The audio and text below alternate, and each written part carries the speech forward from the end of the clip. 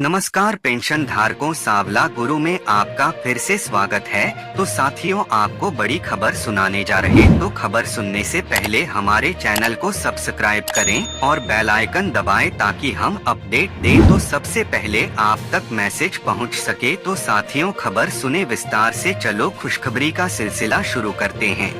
कर्मचारियों को मिलने वाला महंगाई भत्ता 50% तक पहुंच चुका है।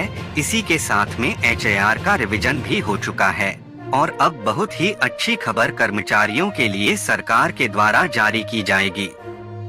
वहीं 50% तक महंगाई भत्ता पहुंच जाने की वजह से अनेक सवाल केंद्रीय कर्मचारियों के पास है। मार्च के महीने में महंगाई भत्ते में बढ़ोतरी करके महंगाई भत्ते को 50% कर दिया गया है, लेकिन महंगाई भत्ते में की जाने वाली बढ़ोतरी ने अनेक तरह की कैलकुलेशन को इस बार बदल दिया है।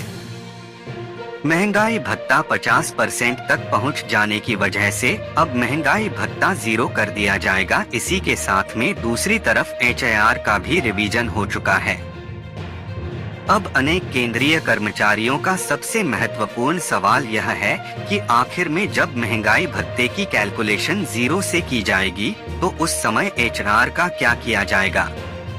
तो आइए इस सवाल के जवाब को और अन्य जानकारियां जानते हैं। 8th पे कमीशन डेट। महंगाई भत्ते को शून्य किया जाएगा, इस प्रकार की चर्चाएं अभी हो रही है और नियमों को देखते हुए यह माना जा रहा है कि अवश्य ही महंगाई भत्ते को फिर शून्य किया जाएगा। लेकिन जैसा कि अभी 50% तक महंगाई भत्ता पहुंच चुका है और अभी ऑफिशियल रूप से महंगाई भत्ते को शून्य करने से संबंधित कोई भी सूचना जारी नहीं की गई है, लेकिन नियमों को देखते हुए कहा जा रहा है कि जुलाई के बाद में महंगाई भत्ते को 0 किया जाएगा।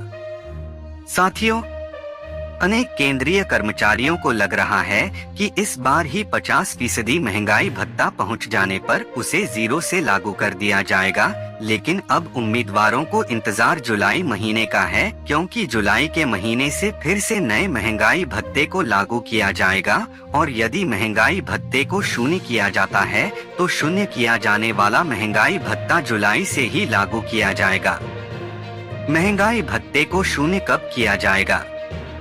जैसा कि जनवरी और जुलाई से महंगाई भत्ता लागू किया जाता है और जनवरी से अभी 50% महंगाई भत्ता लागू कर दिया गया है, जिसकी घोषणा मार्च में की गई थी और अब नए महंगाई भत्ते को जुलाई से लागू किया जाएगा, जिसकी घोषणा सितंबर या अक्टूबर के महीने में की जाएगी। हालांकि अभी यह कंफर्म नहीं है कि महंगाई भत्ता शून्य किया जाएगा, क्योंकि ऑफिशियल ऐलान नहीं हुआ है।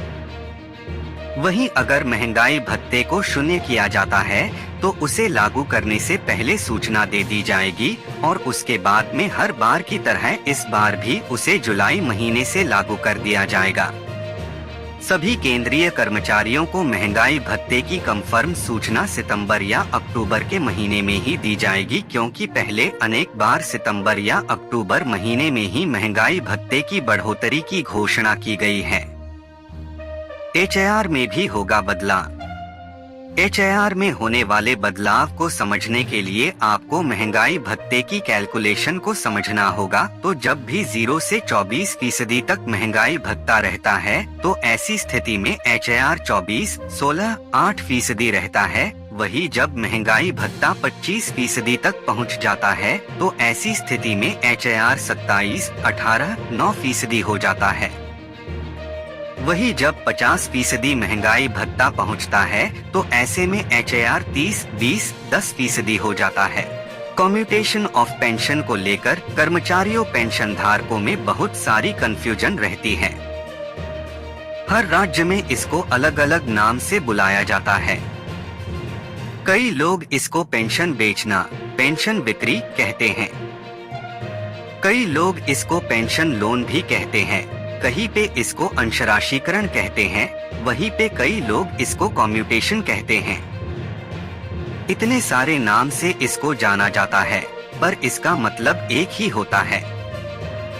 आखिरकार ये क्या है इसके फायदे और नुकसान, पूरी कंफ्यूजन आपकी इस लेख में दूर होने वाली है। कर्मचारी पेंशन भोगी जब रिटायर होते हैं तो वे अपनी पेंशन को बेच सकते हैं। पेंशन बेचकर एक साथ पैसा ले सकते हैं। इसके बदले में उनकी पेंशन से हर महीने कटौती होती है और ये कटौती पूरे 15 साल तक होती है। ये पूरी तरह से ऑप्शनल रहता है। कर्मचारी पेंशन भोगी की इच्छा के ऊपर निर्भर होता है कि वे इसको ले या ना ले। तो चलिए प्रश्नोत्तर के माध्यम सारे भ्रम को दूर करते हैं। उत्तर: पेंशन भोगी सेवानिवृत्ति के समय देय पेंशन के 40% तक के संराशीकरण का विकल्प चुन सकते हैं। वही डिफेंस के पेंशन धारक 50% अमाउंट कम्यूट करा सकते हैं। कोई भी सरकारी कर्मचारी जिसके विरुद्ध उसकी सेवानिवृत्ति की तिथि से पूर्व या कोई पेंशन भोगी जिसके विरुद्ध सेवानिवृत्ति की तिथि से पेंशन नियमावली के नियम 9 में निर्दिष्ट विभागीय या न्यायिक कार्यवाही आरंभ की गई है, वह ऐसी कार्यवाही के लंबित रहते हुए पेंशन नियमावली के नियम 69 के तहत प्राधिकृत अपनी अस्थायी पेंशन या पेंशन के एक अंश का संराशीकरण करने का हकदार होगा। नहीं, जब तक ऐसे मामलों में संराशीकरण प्रभावी नहीं हो जाता, कुटुंब को लाभ प्रदान नहीं किया जा सकता। 15 वर्षों की अवधि की गणना सेवानिवृत्ति की तिथि से ही की जा सकती है। यदि पेंशन की संराशीकृत राशि का भुगतान सेवानिवृत्ति के पहले ही माह में किया गया है, जिसके फलस्वरूप पहली पेंशन से ही उचित राशि घटा दी जाएगी।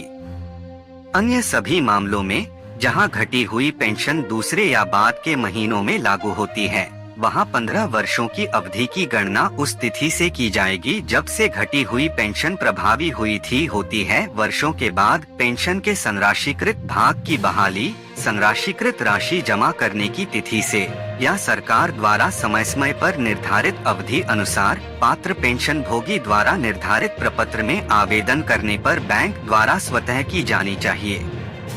ऐसे मामलों में जहां पीपीओ में पेंशन के संराशीकरण की तिथि का उल्लेख नहीं है, वहां बैंक पेंशन के संराशीकरण भाग की बहाली करने से पूर्व सीपीएओ के माध्यम से पीपीओ जारी करने वाले पीएओ से सूचना प्राप्त करेगा।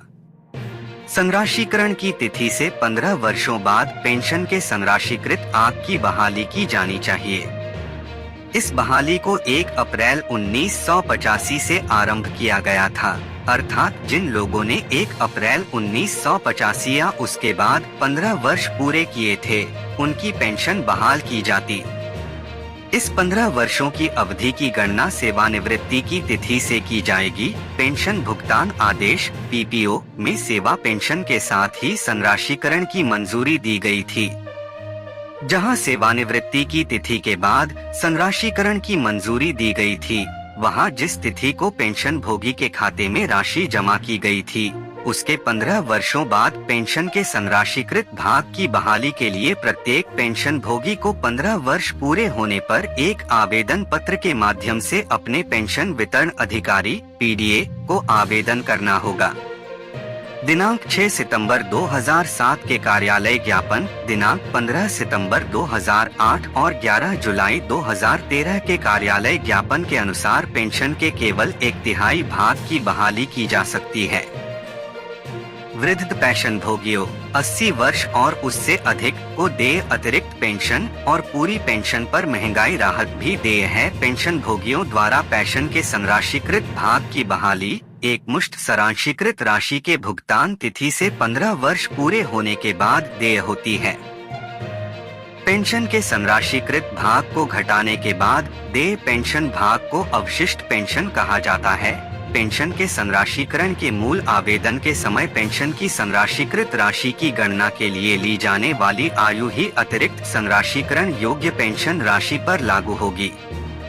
हालांकि वेतन पेंशन के पूर्व तिथि से प्रभावी संशोधन के फलस्वरूप संराशीकरण योग्य पेंशन की अतिरिक्त राशि के संराशीकरण के लिए दिनांक 2 सितंबर 2008 के कार्यालय ज्ञापन में उल्लिखित पेंशन की अतिरिक्त राशि संराशीकरण की संशोधित तालिका में दिए गए संराशीकरण गुणक का उपयोग किया जाएगा।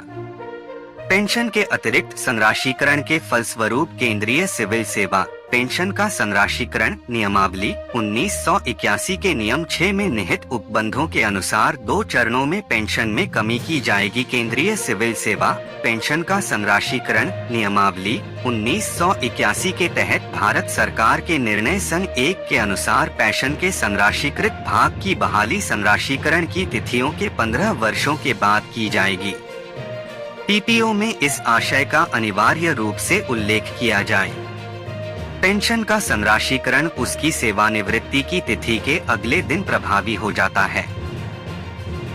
यदि वह 60 वर्ष की आयु प्राप्त करने के बाद सेवानिवृत्त हुआ है तो संराशीकरण के लिए उसके 61वें जन्मदिन की आयु का मान लिया जाएगा, अर्थात वर्तमान संराशीकरण तालिका में 8.194 लिया जाएगा। यदि संराशीकृत राशि का भुगतान चरणों में किया जाता है तो बहाली भी भुगतान की तिथियों से क्रमशः चरणों में की आएगी। जब कर्मचारी पेंशन भोगी कम्यूटेशन कराते हैं तो उनकी पेंशन से हर महीने कटौती होती है, जिससे कि उनकी पेंशन कम बनती है, जिसके कारण उनको पेंशन पे इनकम बहुत ही कम देना पड़ता है। अगर पेंशन भोगी की मृत्यु हो जाती है तो मिली पेंशन से उसकी कटौती नहीं होती है, पूरा का पूरा कम्यूटेशन का पैसा माफ हो जाता है। पेंशन बेचने का नुकसान यह है कि ये 15 साल तक पेंशन कम बनती है, क्योंकि आपने 40% पेंशन बेचकर एक साथ पैसा ले लिया। 15 साल तक की जाएगी। तो साथियों, आज के लिए इतना ही और मिलेंगे नई अपडेट के साथ। पेंशन धारकों को धन्यवाद। खुशखबरी पसंद आई है तो लाइक कर दे।